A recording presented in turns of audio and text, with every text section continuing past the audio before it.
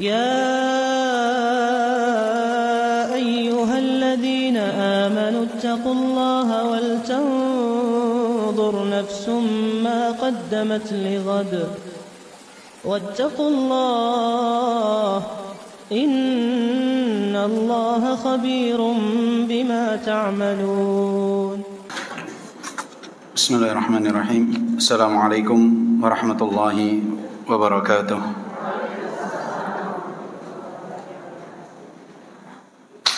إن الحمد لله نحمده ونستعينه ونستغفره. Sesungguhnya segala puji adalah milik Allah Subhanahu wa taala. Kepada Allah lah kita memuji, memohon pertolongan dan memohon ampunan. Wa na'udzu billahi min syururi anfusina wa sayyiati a'malina. Dan kita berlindung kepada Allah dari kejahatan jiwa kita dan keburukan amal perbuatan kita. May yahdihillahu fala mudilla lahu wa may yudlil fala hadiya lahu. Siapa yang Allah berikan hidayah, tidak ada yang dapat menyesatkannya, dan siapa yang disesatkan, tidak ada yang dapat memberikan hidayah baginya.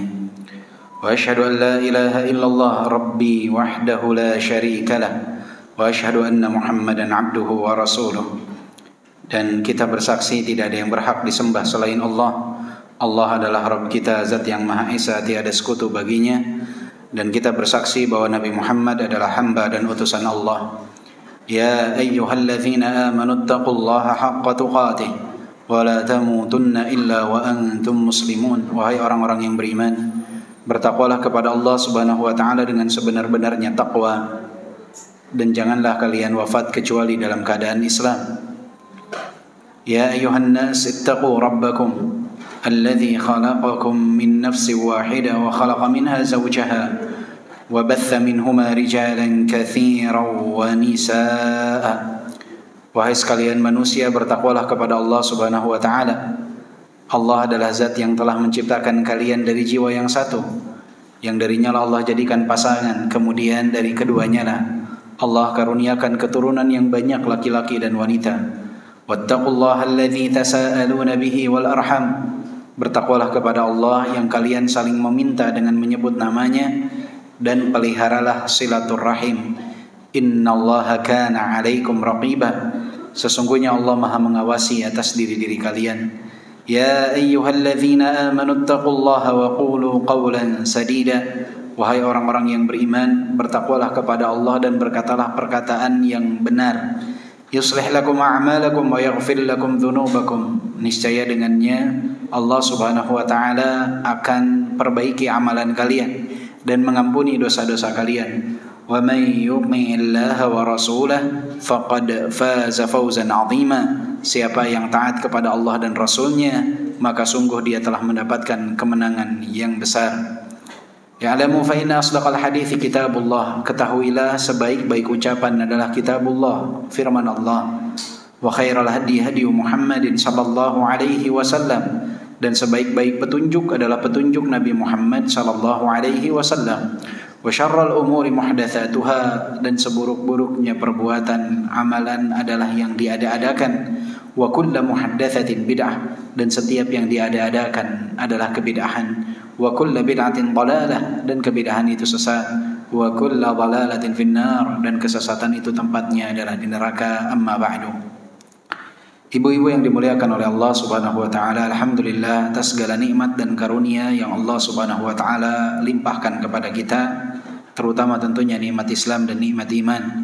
Dan alhamdulillah setelah libur yang cukup panjang, pertemuan pertama kita setelah Ramadan, ya. Betul, Bu? Betul, ya. Subhanallah. Setelah libur yang cukup panjang sekitar 2 bulan, ibu-ibu melaksanakan ibadah di bulan Ramadan, kemudian memasuki bulan Syawal. Alhamdulillah di bulan Dzulqa'dah ini Allah Subhanahu wa taala kembali perjumpakan kita di pertengahan bulan Dzulqa'dah di tanggal 16 Dzulqa'dah. Nanti tidak terasa bentar lagi libur lebaran lagi, Bu, ya. Bulan depan libur lagi, libur Idul Adha. Semoga Allah Subhanahu wa taala berikan keberkahan kepada kita dan selalu kesempatan untuk menuntut ilmu terbuka lebar bagi kita. Ibu-ibu yang dimuliakan oleh Allah Subhanahu wa taala, dan ini adalah cara agar kita berada dalam kehidupan yang baik. Startnya adalah dengan menuntut ilmu. Karena al-ilmu nur, ilmu itu adalah cahaya. Maka siapa yang di dalam kehidupannya dia tidak mengisi dengan ilmu, maka dia akan hidup dalam kegelapan. Dan orang jika hidup dalam kegelapan, dia akan mudah untuk terjatuh, dia akan mudah untuk terpeleset, dia akan mudah untuk jatuh dalam kesalahan-kesalahan. Tapi ilmu ini menjadi penerang baginya. Dia dapat melakukan apa yang seharusnya dia lakukan, dan dia dapat meninggalkan apa yang seharusnya dia tinggalkan. Karena dia mengetahui dengan ilmu mana yang benar dari yang salah, mana yang hak dari yang batil, mana yang sunnah dari yang bid'ah, mana tauhid, mana kesyirikan. Dia dapat mengetahuinya dengan ilmu. Tetapi di saat seseorang tidak memiliki ilmu, dia berada dalam kegelapan. Dia tidak dapat membedakan mana yang baik dari yang buruk, mana yang benar dari yang salah, mana yang hak dari yang batil, mana yang sunnah dari yang bid'ah, mana tauhid, mana kesyirikan. Dan itulah kenapa banyak orang yang terjerumus dalam kesyirikan, terjerumus dalam kemaksiatan, terjerumus dalam kebatilan, terjerumus dalam penyimpangan. Salah satu sebab utamanya adalah karena mereka tidak memiliki ilmu yang dapat menjadi penerang dalam kehidupan mereka. Maka bersyukurlah ibu-ibu sekalian ketika ibu-ibu mau melangkahkan kaki untuk menuntut ilmu. Man yuridillahu bihi khairan yufaqihu fid din. Siapa yang Allah inginkan kebaikan atasnya, dijadikan dia faqih dalam perkara agama, faham, mengerti tentang perkara agamanya, tahu tentang perkara agamanya. Terlebih di zaman sekarang banyak orang yang mereka memahami tentang perkara dunia tetapi lupa tentang perkara akhirat. Ya'lamuna dhahiran minal hayatid dunya wa hum 'anil akhirati humul ghafilun. Mereka faham tentang perkara dunia tetapi tentang perkara akhirat mereka lalai. Faham kalau perkara dunia tapi perkara akhirat banyak yang lalai. Mengerti tentang apa yang menjadi jurusan pendidikan yang dia tempuh. Insinyur, mengerti dengan ilmu tekniknya, kedokteran, mengerti dengan ilmu kedokterannya, semua mengerti dengan bidang yang dia dalami dalam perkara dunia. Tapi tentang perkara akhirat mereka lalai. Mereka tidak tahu mana yang seharusnya mereka lakukan dan mana yang seharusnya mereka tinggalkan. Ibu-ibu yang dimuliakan oleh Allah Subhanahu wa taala, insyaallah pada kesempatan kali ini kita akan melanjutkan pembahasan kita dari kitab Umdatul Mar'ah. Dan kita sekarang sampai di hadis ke berapa? Hadis ke 13 ya, hadis ke 13. 13 ini ibu-ibu sekalian sering dianggap oleh manusia waliyadzubillah ya sebagai sebuah angka sial. Ini tasya'um dengan angka, ya, menganggap ada keburukan dari sebuah angka. Apa salahnya angka 13? Jadi kalau ibu-ibu masuk ke gedung-gedung bertingkat di Jakarta, itu dari lantai 12 loncat nomornya ke lantai 14. Lantai 13 itu tidak ada. Ibu naik pesawat di Indonesia, naik pesawat maskapai apapun di Indonesia, itu nomor tempat duduk itu 12, kemudian 14. Nggak ada nomor tempat duduk 13. Masuk ke hotel yang ada kamarnya, itu nggak ada kamar nomor 13. Waliyadzubillah ya. Mereka menganggap ada efek buruk yang ditimbulkan dari angka tersebut atau dianggap sebagai angka sial. Dan ini harusnya tidak berlaku kepada ahlu tauhid, orang-orang yang mentauhidkan Allah Subhanahu wa taala. Dia tidak akan menganggap bahwa sesuatu itu dapat memiliki pengaruh, kemanfaatan ataupun kemudaratan. Enggak ada istilahnya angka hoki, tidak ada istilahnya angka sial. Seorang muslim yang mentauhidkan Allah Subhanahu wa taala tidak menjadikan angka atau apapun dalam perkara dunia ini sebagai bahan dasar bagi dia untuk menganggap sesuatu itu dapat mendatangkan kemanfaatan atau dapat menolak kemudaratan. Tidak ada istilah angka baik dan angka sial. Tidak ada istilah angka baik dan angka sial. Selain 13 biasanya angka 4 juga sering dijadikan sebagai angka sial. Makanya di perumahan ini sektornya dari 3 loncat ke 5 ya. Betul Bu? Adanya sektor 1, 2, 3, 5, 6, 7. Sektor 4-nya diganti namanya dengan sektor rasa mala. Kenapa? Karena dianggap sebagai angka sial. Jadi 13 dan 4, tetapi kalau di orang-orang barat 13 yang dianggap sebagai angka sial. Biasanya angka 4 disebut sebagai angka sial di kelompok orang-orang Chinese ya. Angka 4 dianggap sebagai angka sial. Allahu a'lam. Tetapi yang jelas bagi seorang muslim tidak ada istilah angka sial. Ya, ibu-ibu jangan ikut-ikutan. Ya, jangan ikut-ikutan memiliki atau menganggap ada angka sial dalam kehidupan. Semua angka sama saja, 1, 2, 3 sama saja. Tidak ada perbedaan. Baik. Di bab ke-13 ini, hadis ke-13 diberikan judul oleh penulis di sini, litakun zinatuki ba'idah an ghadabillah. Jadi jadikanlah hiasan kalian wahai para wanita jauh dari kemurkaan Allah Subhanahu wa taala. Wanita, ibu-ibu sekalian, fitrahnya mereka itu berhias dan mereka berupaya untuk mempercantik diri mereka. Dan ini adalah sebuah fitrah bagi seorang wanita, ingin terlihat lebih cantik, ingin terlihat istimewa. Dan hal ini menjadikan mereka berhias dengan apa yang dapat mereka hias dari penampilan mereka, dari tubuh mereka. Dan perlu diketahui, hiasan ini walau babnya terbuka lebar bagi seorang wanita, tetapi ada rambu-rambu yang perlu dia perhatikan, sehingga jangan sampai hiasan yang dia lakukan ini mendatangkan kemurkaan dari Allah Subhanahu wa taala. Jangan sampai hiasan yang ibu-ibu lakukan itu mendatangkan kemurkaan dari Allah Subhanahu wa taala. Dan di antara batasan dalam berhias ini yang akan disampaikan di dalam hadis ke-13 ini, yang mana dari Abdullah ibn Umar. Abdullah ibn Umar radhiyallahu anhuma adalah salah satu keturunan dari Umar ibn al-Khattab radhiyallahu anhu. Abdullah ibn Umar adalah salah seorang sahabat yang memiliki kefaqihan di dalam ilmu agama.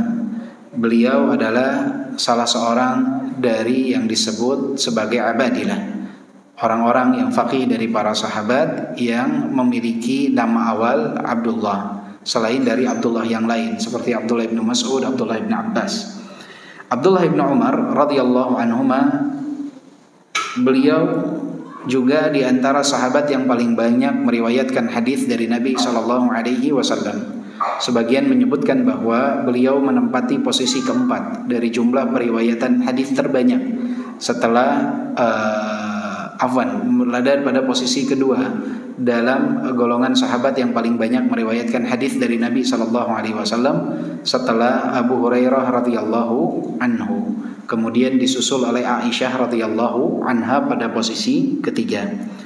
Dari Abdullah bin Umar radhiyallahu anhuma, anna Rasulullah sallallahu alaihi wasallam, bahwasanya Rasulullah sallallahu alaihi wasallam bersabda.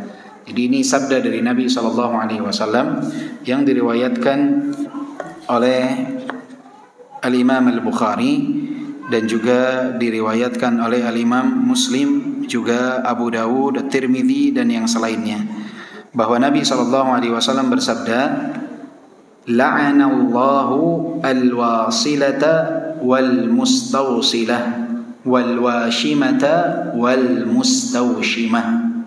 La'anallah, Allah melaknat, kata Nabi ini, Allah melaknat. Makna Allah melaknat artinya ini adalah bentuk tanda bahwa yang akan disebutkan oleh Nabi adalah merupakan dosa besar. Jadi jika sebuah dosa mendatangkan laknat Allah Subhanahu wa taala, menandakan bahwa dosa tersebut adalah salah satu dari dosa besar, bukan dosa kecil, dosa besar. Dan yang mengetahui sebuah dosa itu kecil atau besar bukan dalam perspektif manusia, tetapi dalam pandangan syariat.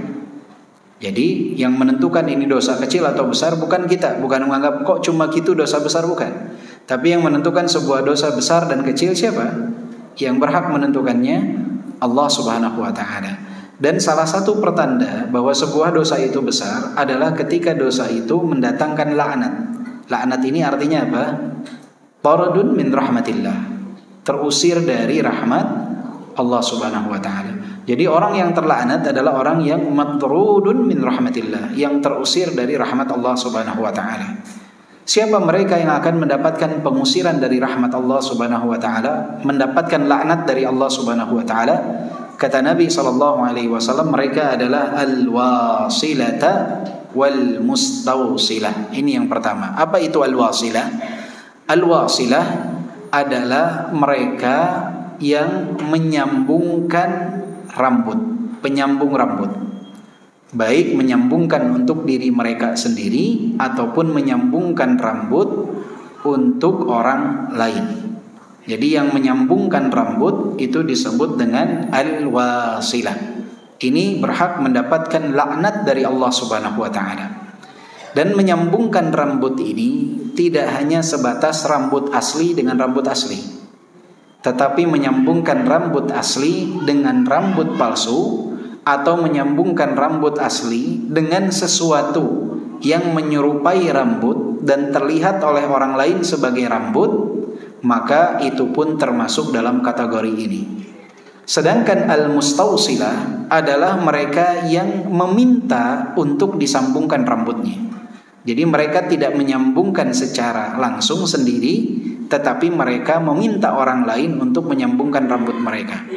Dan ini termasuk di dalamnya jenis rambut buatan yang banyak digunakan oleh para wanita di Indonesia, yaitu konde. Itu termasuk juga dalam larangan al-wasilah dan al-mustawsilah, yang menyambungkan atau meminta untuk disambungkan rambut. Karena panjangnya rambut ini menjadi sebuah simbol keindahan wanita zaman dahulu dan setelah datangnya Islam. Sehingga banyak di antara mereka yang berupaya untuk menyambungkan rambut, dan ini mendatangkan laknat dari Allah Subhanahu wa taala. Jadi tadi saya katakan di awal, ketika sebuah dosa dianggap sebagai dosa besar itu bukan dalam perspektif kebanyakan manusia, bukan pandangan kebanyakan manusia, tetapi patokannya apa? Dalil dari Al-Qur'an dan As-Sunnah.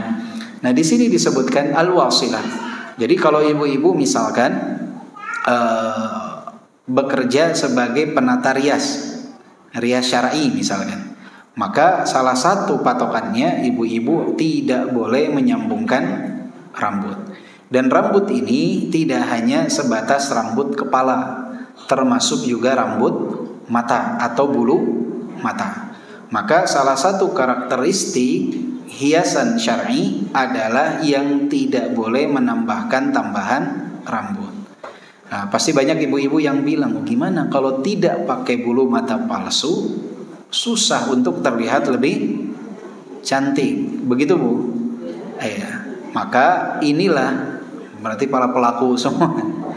Berarti disinilah ibu-ibu harus membatasi diri bagaimana cara berhias yang syar'i. Jadi jangan ada penambahan pada rambut kepala ataupun pada rambut mata, itu tidak boleh. Atau meminta, ibu saya kan gak melakukannya secara langsung, saya minta kepada orang lain, sama saja, termasuk dalam kategori yang dilaknat. Ya, dalam riwayat yang lain itu tidak hanya al-wasilah dan al-mustawsilah, tetapi juga ada an-namisat wal mutanammisat. Apa itu an-namisat? An-namisat itu yang mencukur rambut apa disebut ini? Halis. Nah, ini halis kemudian diukir kembali, digambar kembali. Banyak tidak yang seperti ini? Banyak. Ya.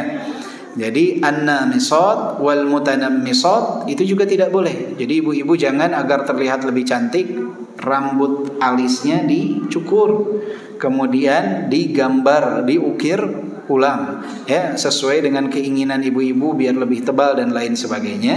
Ini adalah perkara juga yang dilarang, ya, perkara yang dilarang. Kemudian kata Nabi SAW, wal washimah wal mustawshimah. Yang termasuk kategori yang dilaknat pun adalah wanita yang mentato. Wasyam itu tato, al-washimah yang mentato atau yang meminta untuk ditato, itu tidak boleh. Ya, mentato atau meminta untuk ditato. Hal tersebut juga termasuk yang dilarang, termasuk mendatangkan laknat Allah Subhanahu wa taala. Ya, kalau tato ini mayoritas muslimat tahu, tetapi kalau rambut rata-rata masih banyak yang melakukan. Nah, tato tidak boleh. Dan bagaimana kalau seseorang ternyata dia sudah dalam kondisi saat ini bertato? Apakah harus dihapus tato tersebut jika tidak menimbulkan sesuatu yang membahayakan bagi dirinya, teknologi yang tidak menyebabkan adanya ketidaknyamanan untuk dipandang karena tato tersebut, ketika dihapus misalkan menyebabkan lengkungan atau kerusakan pada kulit yang akhirnya jadi tidak enak untuk dipandang, menakutkan untuk dipandang, sebaiknya tidak atau sebaiknya dibiarkan. Tetapi jika tidak memudaratkan bagi orang-orang yang memiliki tato tersebut, ada teknologi misalkan yang dapat menghapus tato itu dengan baik, maka yang utama adalah untuk dihapus tato tersebut. Dan tato ini tidak termasuk henna ya. Henna itu tidak termasuk dalam tato yang dilarang. Kenapa? Karena tidak mengambil bagian daripada kulit tubuh, dia hanya di bagian luar kulit. Dan air wudhu masih masuk ke dalam area tersebut. Air wudhu masih masuk ke dalam area tersebut. Nah, ini yang dilarang yang dalam bentuk permanen, tato dalam bentuk permanen.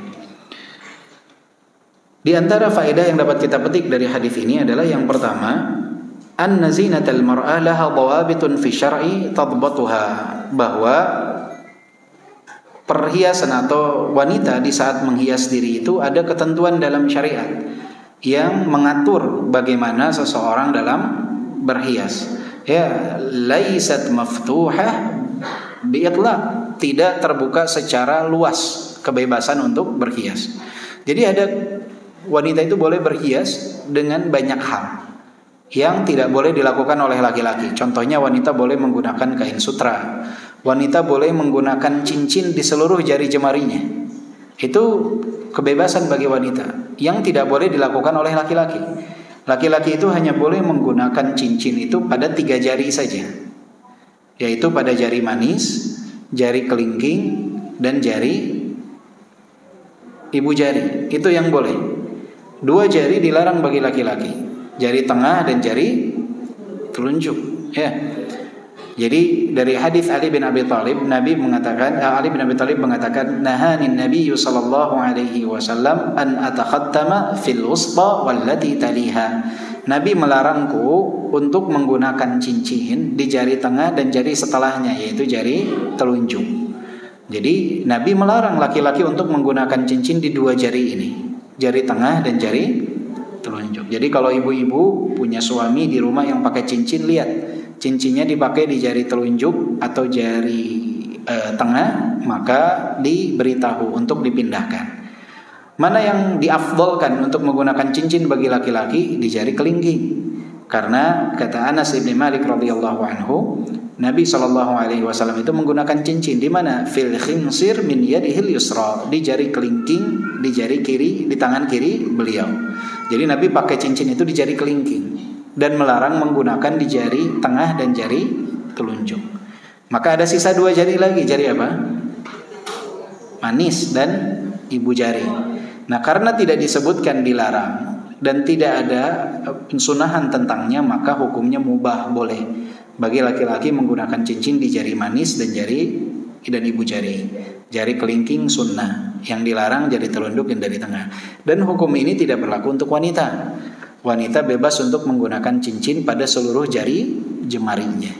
Ada hal-hal yang dibolehkan untuk wanita, tidak dibolehkan untuk laki-laki. Ada hal-hal yang dibolehkan secara mutlak untuk wanita, tetapi juga ada hal-hal yang dilarang untuk wanita. Jadi ada ketentuannya, tidak bisa sewenang-wenang.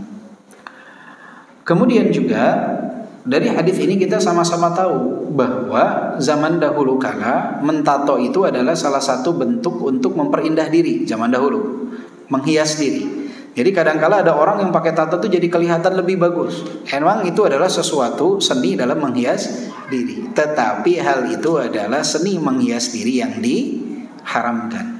Jadi bagus dalam pandangan mata itu tidak serta-merta dikatakan bagus dalam pandangan syariat. Ya, kadang ibu misalkan lihat orang, ih keren amat ditato tuh tangannya, lucu misalkan. Nah itu dalam pandangan mata kita. Tetapi dalam pandangan syariat hal tersebut tidak disebut apa? Tidak disebut halal, hal yang diharamkan. Kata orang yang pernah makan babi, yang murtad, yang dia keluar dari agama Islam, masuk lagi, atau mereka yang mu'alaf baru masuk ke dalam Islam, mereka katakan daging babi itu enak. Tapi apakah halal?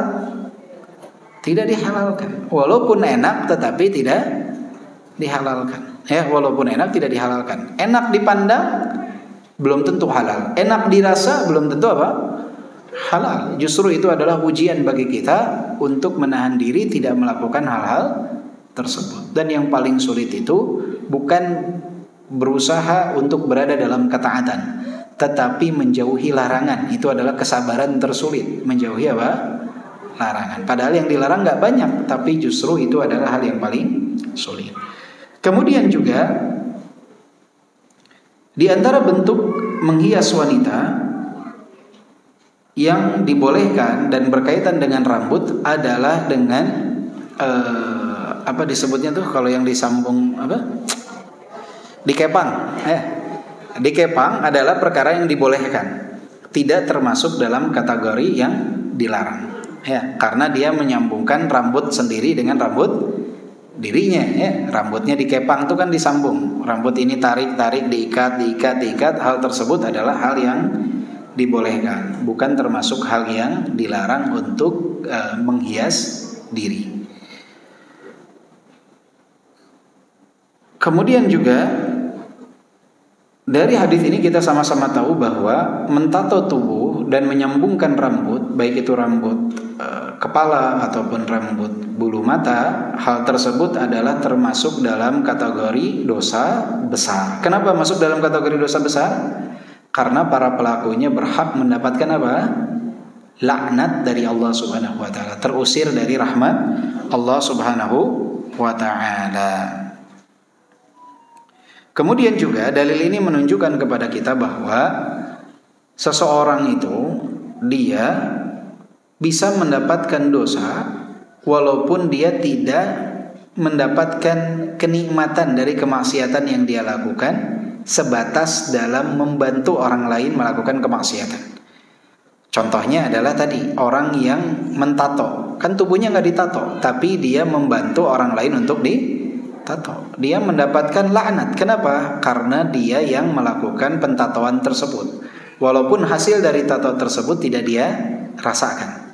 Begitupun orang yang menyambungkan rambut, dia mendapatkan dosa laknat dari Allah Subhanahu wa taala karena dia menyambungkan rambut orang lain, padahal rambut dianya tidak diapa-apakan. Nah, disinilah larangan at-ta'awun 'alal batil, tolong menolong dalam kebatilan. Banyak orang yang mengatakan, oh saya mah nggak mabuk, tapi dia kerja di tempat yang menyediakan minuman keras. Orang mabuk itu dari gelas yang dia cicikan minumannya. Nah, ini juga hati-hati. Ya. Suka banyak orang kerja sebagai pramugari dalam penerbangan internasional, itu biasanya menyuguhkan whisky sebagai salah satu minuman. Itu banyak orang yang tolong minta whisky, kemudian dia tuangkan. Dia dengan dalih mengatakan, saya kan gak mabuk. Anda yang menuangkan minuman itu ke gelas mereka. Hati-hati dengan dosanya. Atau seseorang bekerja di tempat hiburan malam, atau seseorang bekerja di tempat penjualan minuman keras, atau bekerja di minimarket yang menjual minuman keras. Hati-hati dari hal tersebut. Ya. Jadi seseorang itu jangan sampai tolong menolong di dalam kebatilan, walaupun dia tidak melakukan kebatilan tersebut, tapi dia tolong menolong dalam kebatilan, bisa mendapatkan dosa yang serupa dari orang yang melakukan kebatilan itu. Jadi tolong untuk diperhatikan. Kemudian hadis berikutnya, hadis ke-14 adalah al-kasiyat al-ariyat sinfun min ahlin nar fala takuni minhum. Wanita yang berpakaian tetapi telanjang adalah salah satu bagian dari penghuni neraka, maka janganlah engkau seperti itu. Nah, ini ibu-ibu, hadis ini sangat penting sekali untuk wanita mengatur cara berpakaiannya. Hadis ini adalah hadis yang diriwayatkan oleh Al-Imam Muslim, yang mana berasal dari sahabat yang mulia Abu Hurairah radhiyallahu anhu. Abu Hurairah radhiyallahu anhu yang bernama asli Abdurrahman ibn Sakhr ad-Dawsi, beliau berkata bahwasanya Nabi SAW bersabda, "Sinfani min ahlin nar lam arahuma." Dua kelompok dari penduduk neraka yang aku belum pernah melihatnya. Jadi di zaman Nabi ini belum terlihat dua kelompok neraka ini. Yang pertama kata Nabi SAW, qaumun ma'ahum siyab ka'adnabil baqar yadribuna bihan nas. Yang pertama adalah suatu kaum yang mereka memiliki alat pecut seperti ekor sapi, yang dengannya mereka memukuli manusia. Alat pecut tuh. Nabi belum pernah melihatnya di zaman Nabi SAW. Memecut dengan alat pecut, memukul manusia seperti ekor sapi. Banyak gak yang seperti itu di zaman sekarang? Banyak. Orang yang memiliki kekuasaan, yang melakukan kezaliman, melakukan hal tersebut, memukuli orang tanpa hak dengan alat itu. Kemudian yang kedua, yang belum pernah Nabi lihat, tapi termasuk dalam penduduk neraka adalah apa? Nisaun kasiyatun ariyat mumilatun ma'ilat ru'usuhunna ka'asnimatil bukhtil ma'ilah la yadkhulnal jannah wa la yajidna rihaha fa inna rihaha la yujadu min masirati kadza wa kadza. Kelompok yang kedua adalah wanita yang berpakaian tetapi telanjang. Mereka menarik pandangan laki-laki dengan melenggak-lenggokkan langkah mereka. Rambut mereka seperti punduk unta. Mereka tidak akan masuk surga dan tidak akan mencium wangi surga, karena wangi surga tersebut didapati dari perjalanan sekian dan sekian. Hadis ini ibu-ibu sekalian yang menjadi pembahasan kita adalah poin yang kedua. Wanita yang berpakaian tetapi mereka telanjang. Tertutup iya, tetapi membentuk lekukan tubuh atau menerawang. Dia berpakaian, sekilas berpakaian, tetapi pada hakikatnya dia telanjang. Entah menggunakan pakaian yang tembus pandang atau menggunakan pakaian yang membentuk lekukan tubuh. Banyak tidak yang seperti ini? Banyak. Jadi mereka menutupi rambut mereka dan mengklaim bahwa saya sudah berhijab. Ini bukan hijab namanya. Ketika hanya menutupi rambut, orang pakai helm lebih tertutup dari dia. Tuh, coba orang yang pakai penutup kepala saja, tetapi tidak menutupi lekukan tubuhnya, lebih tertutup dia atau orang yang pakai helm, Bu? Pakai helm lebih tertutup. Maka tidak cukup hanya menutupi rambut. Sesungguhnya laki-laki itu lebih terfitnah bukan sebatas dengan rambut, tetapi dengan lekukan tubuh mereka jauh lebih terfitnah. Makanya pernah ada seorang syekh dari Saudi Arabia datang ke Indonesia. Dia datang pertama kali menganggap bahwa ini adalah negeri Islam terbesar di dunia. Mayoritas penduduknya kaum muslimin. Begitu turun di bandara, kata dia, saya berharap mereka cabut penutup kepala mereka untuk menutupi bentuk lekuk tubuh mereka.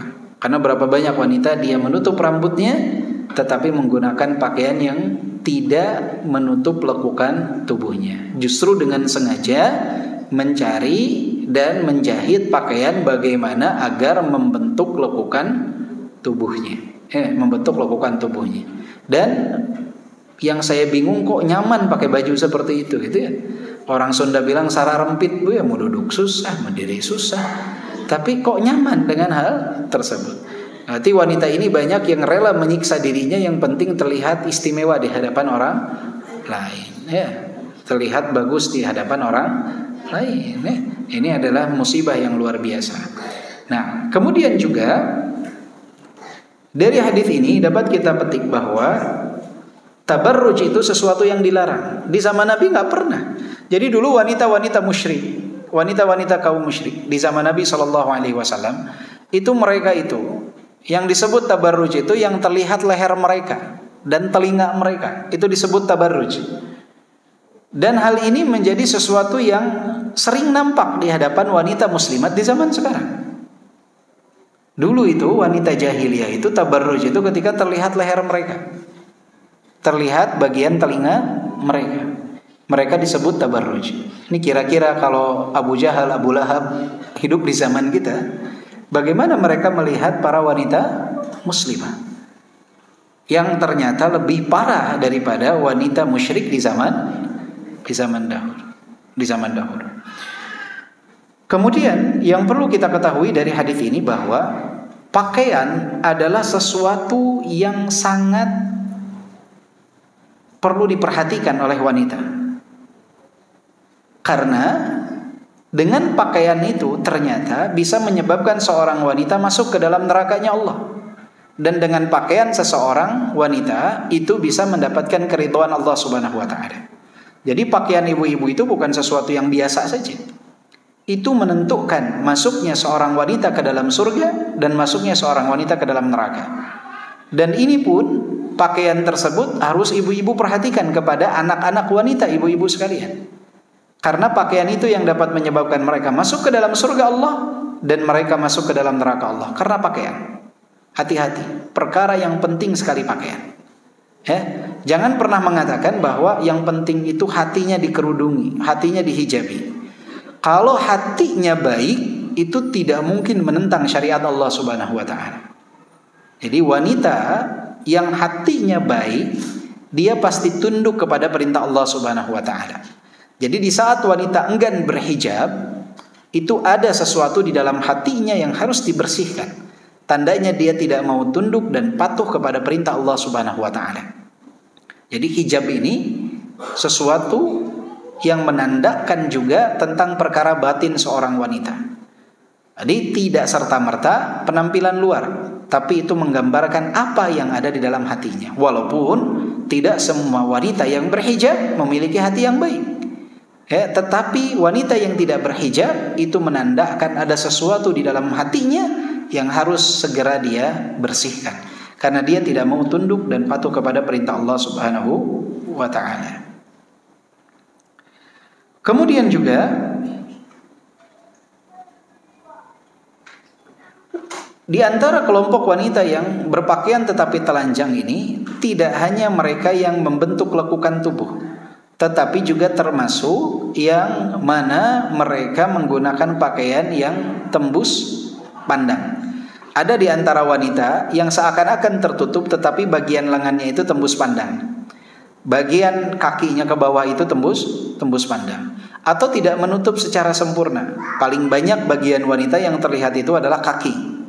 Kemudian pergelangan tangan sampai sikut. Itu sering sekali banyak wanita yang terlihat auratnya. Apalagi kalau sudah di depan tukang sayur. Depan abang tukang sayur itu banyak yang aneh-aneh ibu-ibu tuh berpakaian. Dia pakai daster sampai ke betis tapi pakai kerudung, tapi pakai tangan pendek. Aneh luar biasa dan itu banyak terjadi. Atau keluar rumah rambutnya ditutup pakai handuk. Kemudian dia keluar pakai daster, tangannya kemana-mana, kakinya kemana-mana. Ini hijab modelan, nggak tahu saya model apa. Dan ini banyak yang terjadi, banyak yang melakukannya. Kadang berhijab itu kalau ke undangan, kalau ada acara pengajian. Kalau di rumah ada supirnya itu nggak berhijab. Ini bingung. Supirnya bukan mahram bukan dia, bukan mahram ibu-ibu juga. Kenapa kalau keluar pakai kerudung, ada supir buka kerudung? Sama, supir juga memiliki syahwat. Walaupun dia sudah tidak memiliki ketertarikan, tetapi dia adalah laki-laki ajnabi, orang asing yang tidak boleh untuk kita nampakkan aurat kita di hadapan mereka.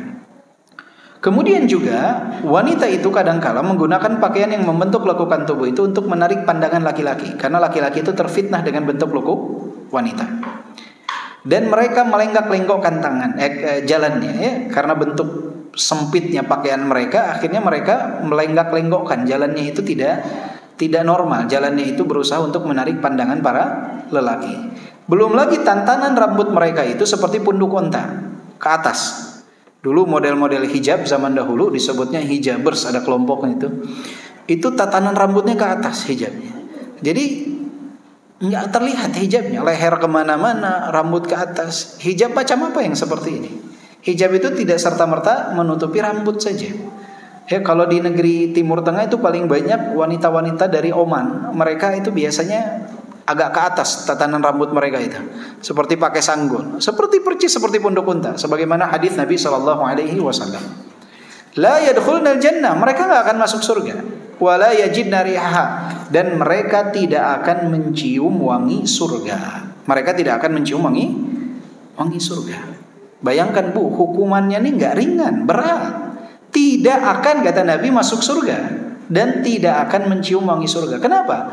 Karena dia tidak hanya berdosa kepada dirinya, tetapi memiliki dosa jariah dari setiap mata yang memandangnya. Bayangkan dia keluar rumah dengan pakaian tersebut, ketika dia berjalan ada 1000 mata laki-laki yang melihat, maka dia menanggung dosa 1000 laki-laki itu. Karena dia sebab sumbernya. Jangan pernah mengatakan, wah itu matanya saja jelalatan. Enggak, ini sebagai sumbernya, sebabnya. Kalau berharga dia akan jaga, kalau berharga dia akan tutupi.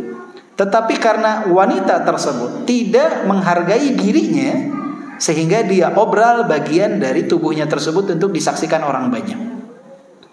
Jadi jangan salahkan ketika nanti ada timbul hal negatif, laki-laki yang tidak bisa menjaga pandangannya. Jadi dua-duanya salah, tetapi sumbernya adalah ada pada wanita yang tidak dapat menjaga penampilannya ketika keluar rumah. Laki-laki salah tidak menjaga pandangan, salah juga.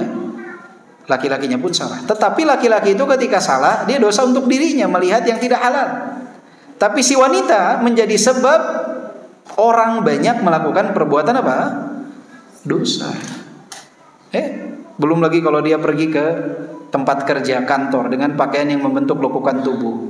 Di kantor itu orang yang melihat dia sepanjang perjalanan, naik kereta, naik bis, kemudian atau dia naik motor, ketika sampai di tempat kerja, belum lagi ditambah dengan aroma minyak wangi yang dia semprotkan ke tubuhnya.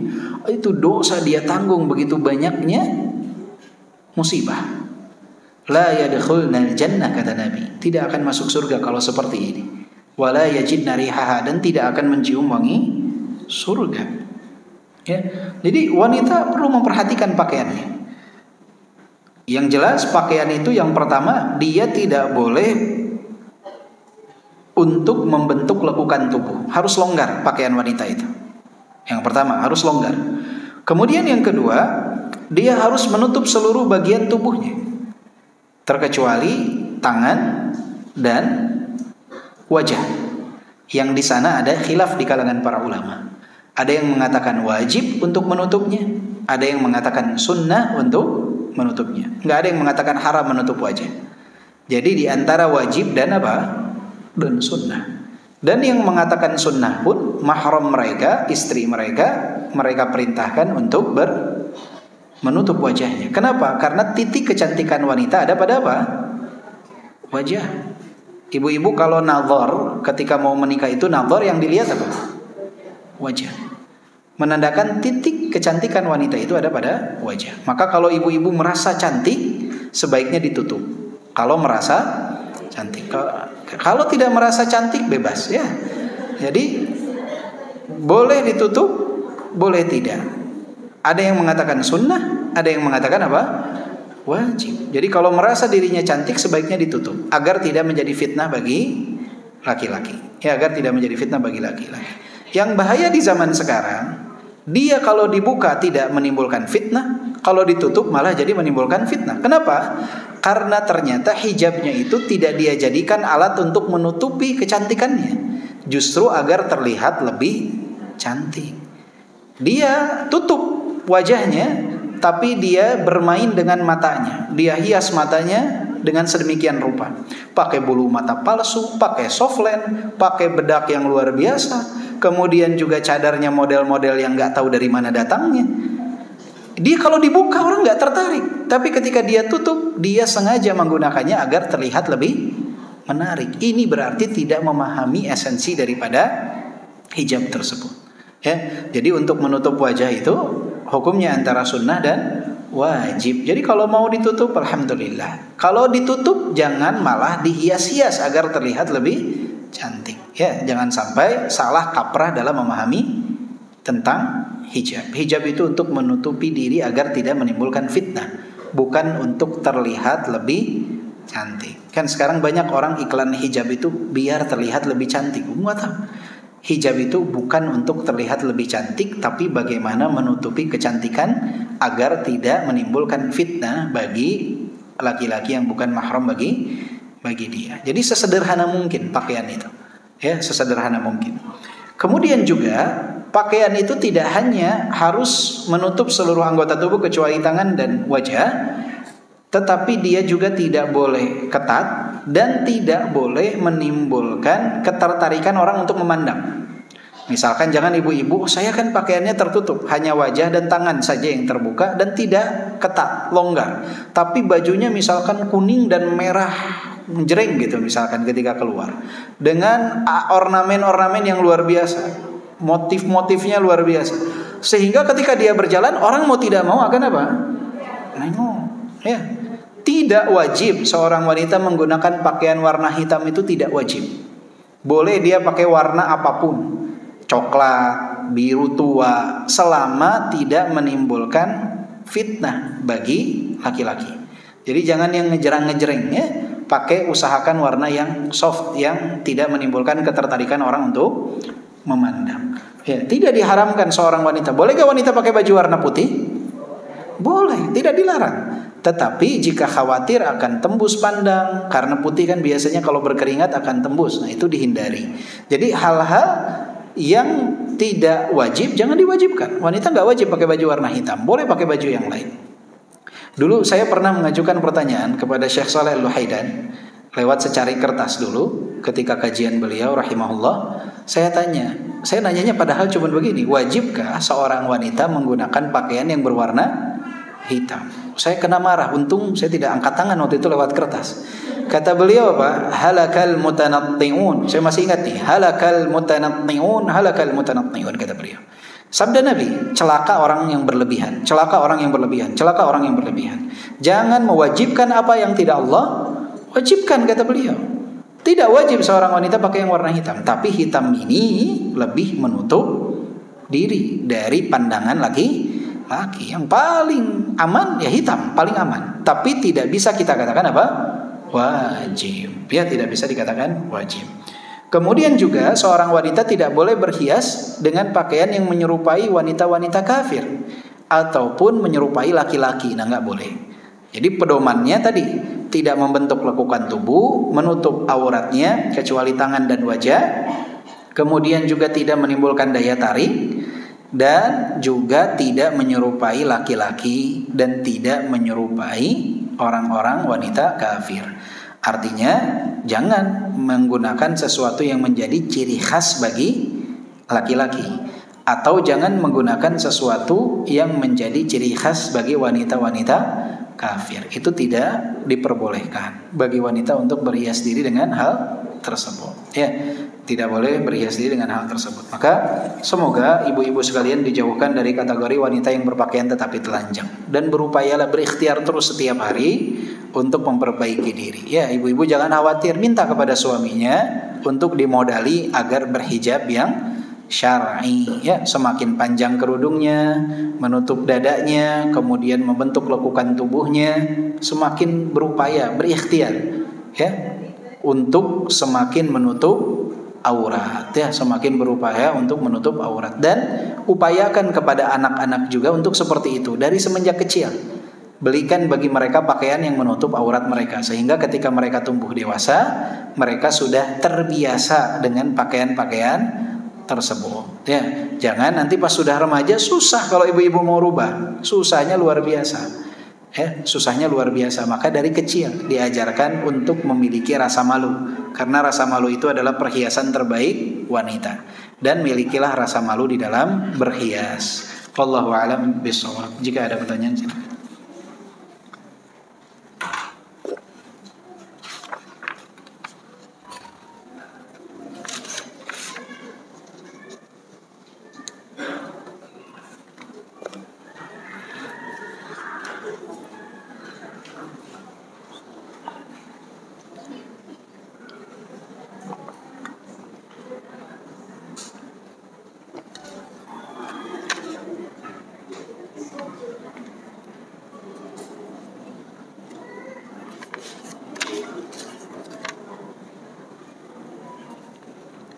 Bismillah. Untuk bagian tangan yang boleh terlihat mana? Ini dari pergelangan ke atas ini boleh terlihat. Dari pergelangan ke atas ini boleh terlihat. Pergelangan ke atas boleh terlihat. Dan wajah. Wajah itu yang terlihat al-muwajahah. Maka bagian bawah dari dagu ini ibu-ibu. Ini. Ibu-ibu banyak yang pakai hijabnya ke sini nih. Ini bawah dagunya terlihat nih. Saya kehalangan sama jenggot, ibu-ibu kan ada nih, ya. Daerah sini Bu ya. Nah, ini tidak merupakan bagian daripada sesuatu yang nampak dari depan, muwajah. Maka ini tidak boleh terlihat. Usahakan untuk tertutup. Jika perempuan berhias di rumah menggunakan maskara, bukan bulu mata palsu, tapi efeknya membuat lebih lentik. Maksudnya di maskara itu yang dibuat ini ya, agar lentik ya. Bukan penambahan rambut, nggak masalah. Kayak ibu-ibu misalkan berhias rambutnya berusaha untuk lebih diombakkan, atau berupaya untuk lebih terlihat berombak rambutnya, atau bulu matanya dilipat-lipat dikit, nggak masalah. Nggak masalah. Boleh berhias Bu. Ibu berhiaslah secantik mungkin di dalam rumah. Manjakan pandangan suami. Jangan kalau suami keluar lapar matanya. Ibu puaskan pandangan suami dengan berhias secantik mungkin di dalam rumah. Terlebih kalau di rumah misalkan hanya ibu dan suami saja, maka berhiaslah sebaik mungkin, berhiaslah secantik mungkin, selama tidak termasuk dalam kategori yang dilarang.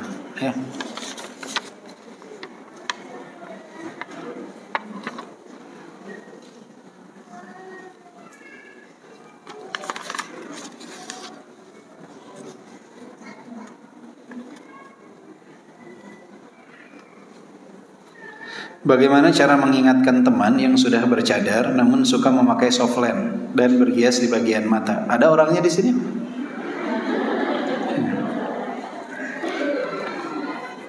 Jadi nasihati, dan kita yang paling tahu bagaimana cara menasihati kawan kita. Karena apa? Karena kita yang tahu karakter dia. Kalau saya nggak tahu karakternya bagaimana, ibu yang paling tahu karakternya, beritahukan tentang. Intinya adalah beritahukan tentang seperti apa seorangnya wanita itu, seperti apa seharusnya berhijab, apa fungsi cadar. Cadar itu fungsinya bukan untuk terlihat lebih cantik, tetapi untuk menutupi kecantikan diri. Jadi tidak perlu berhias dengan mata, menggunakan bulu mata palsu, softland dan lain sebagainya. Kalau misalkan dia memang matanya sakit, kemudian perlu kacamata, dia tidak nyaman menggunakan softland, sah-sah saja, nggak masalah. Atau dia di dalam rumahnya ingin berhias di hadapan suaminya, boleh-boleh saja. Menggunakan softland warna biru kah, coklat kah, hijau kah. Tapi kan warna ini cocok juga, harus cocok dengan wajah. Biru nggak cocok nggak wajah juga tidak bagus. Tapi untuk keluar rumah dihindari, untuk terlihat lebih cantik itu dihindari. Tutupilah kecantikan diri kita. Biarkan kita ini menjadi sesuatu yang berharga, hanya nampak di hadapan orang yang halal bagi kita.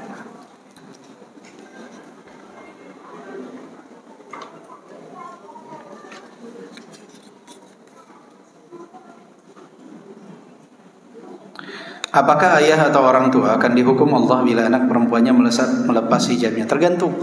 Ayahnya menunaikan kewajiban untuk memberitahu hijab yang syar'i atau tidak. Jadi seorang ayah itu akan diganjar bukan seperti apa anaknya, tetapi apa yang dia lakukan kepada anaknya. Poinnya di sini. Apa yang dia lakukan kepada anaknya? Dia nasihati anaknya tidak? Dia beritahu anaknya tidak.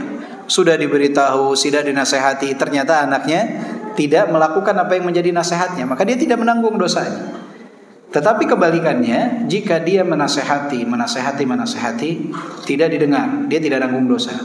Dia tidak menasehati, kemudian anaknya tidak berhijab, maka orang tuanya akan menanggung dosa.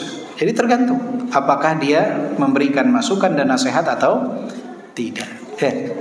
Tidak dilihat dari hasil anaknya, tapi apa yang dilakukan kepada anaknya. Makanya Nabi Nuh mengingatkan anaknya, menasihati anaknya. Anaknya kufur, apakah Nabi Nuh berdosa? Tidak, karena Nabi Nuh telah menjalankan tugasnya.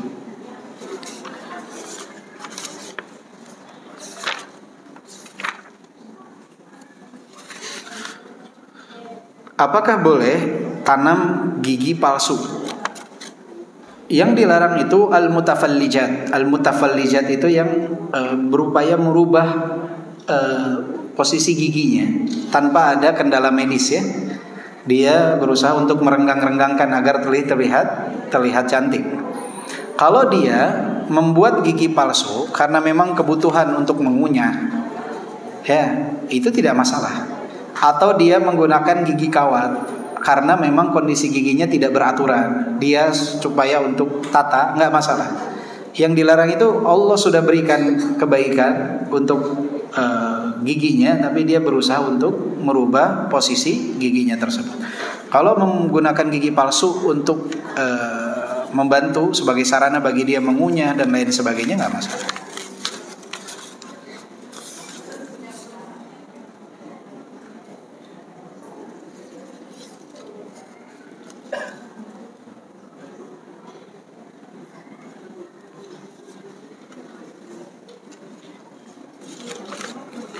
Apakah boleh laki-laki botak disambung rambut atau ditanam rambut?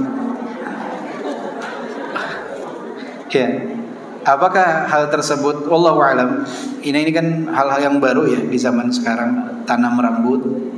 Jika memang hal tersebut merupakan sebuah aib, kekurangan, dan dia harus menyempurnakannya, kemungkinan ada yang membolehkan dari kalangan ulama. Tapi saya belum cek lagi, saya khawatir keliru dan salah.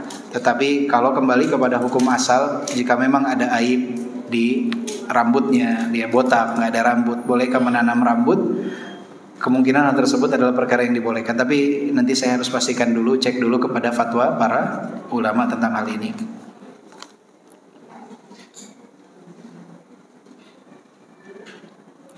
Bagaimana kalau ada orang yang bertobat tapi sudah terlanjur seluruh taubatnya penuh tato? Bagaimana hukumnya Ustaz? Kalau misalkan dia bisa hilangkan, dihilangkan. Kalau tidak, dia nggak kuat atau dapat merusak anggota tubuhnya, maka jangan, biarkan seperti itu. Man taba taballahu alaihi. Siapa yang bertobat, Allah menerima taubatnya. Allah menerima taubatnya. Jika mampu dihilangkan, ada teknologi yang mampu menghilangkan tatonya, hilangkan. Jika belum ada teknologi yang bisa menghilangkan tatonya tanpa menimbulkan kerusakan yang fatal, tidak masalah. Tidak masalah.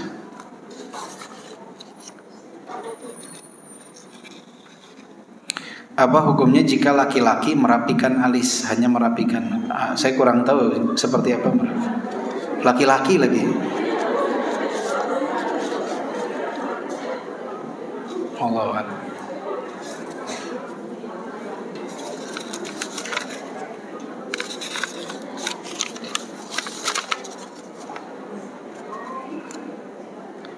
Bagaimana hukumnya wanita yang menggunakan gamis sampai terjulur ke tanah? Memang harusnya seperti itu. Hijab wanita itu perbedaan antara pakaian laki-laki dan wanita. Wanita itu pakaiannya itu dari 1 jengkal dari mata kaki nih, 1 jengkal sampai 1 hasta, Bu. Jadi tidak boleh lebih dari 1 hasta. Jadi kayak pakaian nikahan tuh biasanya orang menculur jauh, itu nggak boleh, dilarang. Minimal 1 jengkal, batasnya 1 hasta. Sehingga kalau dia nggak pakai kaos kaki pun itu udah nutupin kaki dia tuh. Itu pakaian wanita. Itu bagaimana kalau terkena kotoran? Langkah berikutnya akan membersihkan kotoran tersebut, mensucikannya. Laki-laki itu pakaiannya di atas mata kaki. Kalau wanita memang 1 jengkal sampai 1 hasta. Itu pakaian untuk wanita. 1 hasta ini segini ya. 1 hasta. Ada lagi yang lain? Ada? Ini pertanyaan terakhir. Di masa sekarang banyak sekali pemimpin atau pejabat dari kalangan wanita. Bagaimana menurut pandangan Islam? Baik. Ya. Wanita itu bukan tempatnya untuk memimpin. Fitrahnya wanita itu dipimpin. Lihat saja banyak rumah tangga yang hancur karena wanita yang berusaha untuk menjadi pemimpin dalam rumah tangga. Tapi itulah keinginan wanita, kadang ingin memimpin. Ibu-ibu sekarang nih di rumahnya masing-masing, kan banyak yang ingin mengambil alih tugas daripada siapa? Suami. Ya, ingin mengambil alih tugas suami dan ingin memimpin dalam rumah tangga. Padahal ar-rijalu qawwamuna 'alan nisa. Laki-laki adalah pemimpin atas wanita.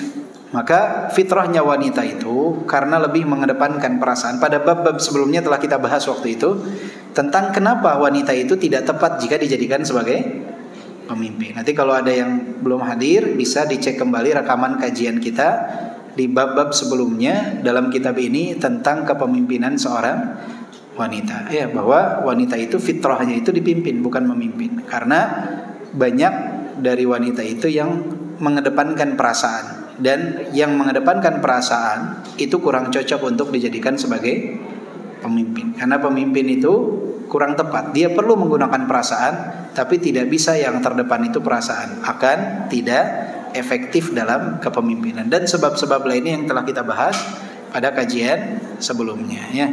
Kalau nggak salah hadis keberapa itu yang tentang pemimpin itu? Ada yang ingat gak, Bu?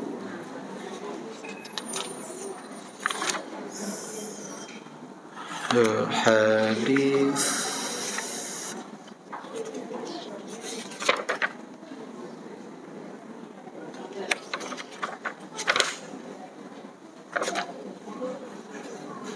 hadis ketiga ya.